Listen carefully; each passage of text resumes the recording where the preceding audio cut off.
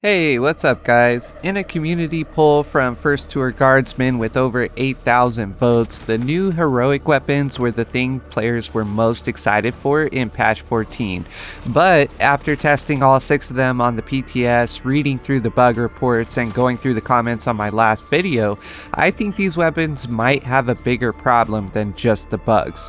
Some of them clearly aren't working properly right now, but even if Saber fixes the broken part, ammo issues, and weird interactions, the bigger question is, are these heroics actually worth using over the relic weapons we already have?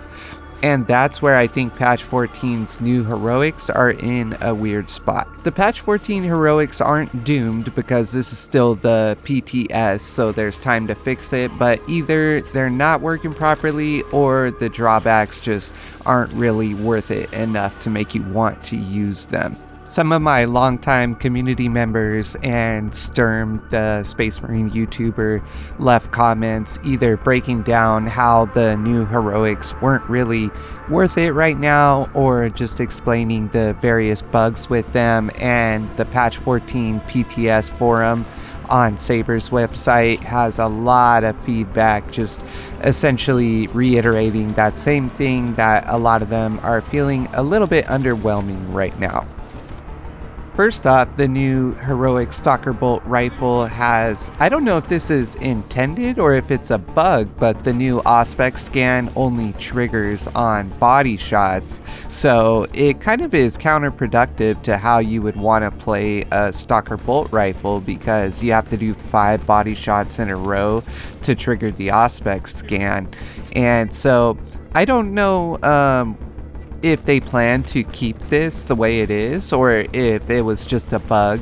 I feel like this weapon would be in a really good spot if they made it trigger on headshots as well, but as it stands right now, I don't see anyone really using it too much if the Auspex scan only triggers on body shots. And then with the new heroic bolt carbine, the flamethrower mode, it can't refill ammo except by the drop pods right now, so I don't think that's intended, but if it is, that would be kind of bad. I don't think that's really worth using. And then it kind of has a funny bug where if you're using the flamer mode, it can sometimes get visually stuck to where you're always throwing the flame, but unfortunately it doesn't do the damage with it, because that would be pretty cool if it did. But unfortunately it's just a visual bug. But yeah, that's something that would obviously need to get fixed as well. Aside from that, the actual stats of the gun seem fine, and the power of the flamethrower attack seems okay, so I think aside from the ammo bug, that one's in a decent spot. After playing with the Deathwatch Power Fist more, it seems that the melt-a-punch for it is a little bit too tricky to land.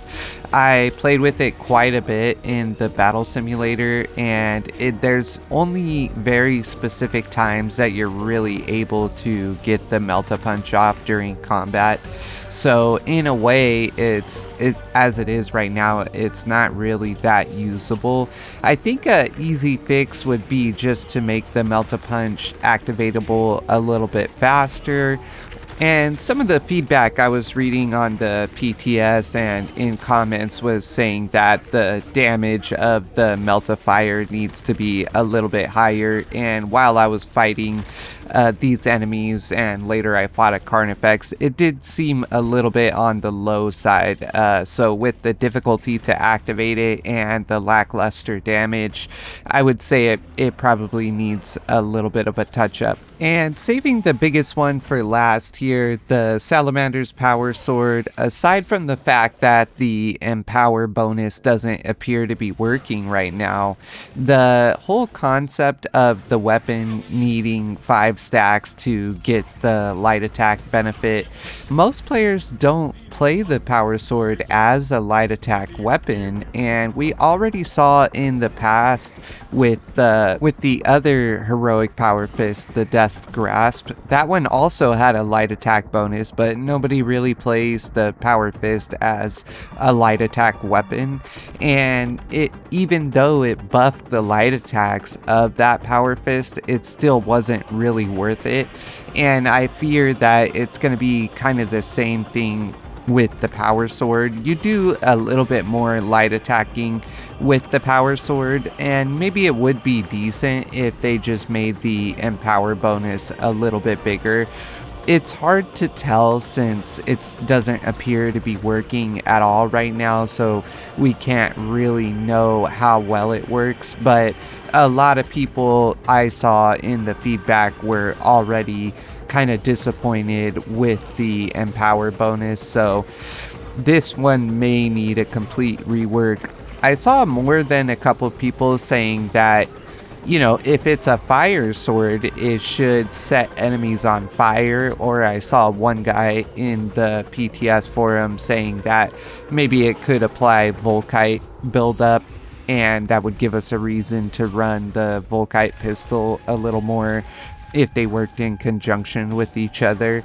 But overall, this one is the biggest one that needs to get fixed in time for patch 14, because I know that a lot of players love the fencing Power Sword, and I do as well, so this one needs to be exciting when patch 14 comes out. Otherwise, people are really going to be disappointed. The Lord's Executioner axe seems to be in the most decent spot of the patch 14 heroics right now. It just has an issue with switching the weapon skin where it'll mess up the audio effects, but aside from that, it's working properly, and I didn't really see anyone complaining about its heroic effect.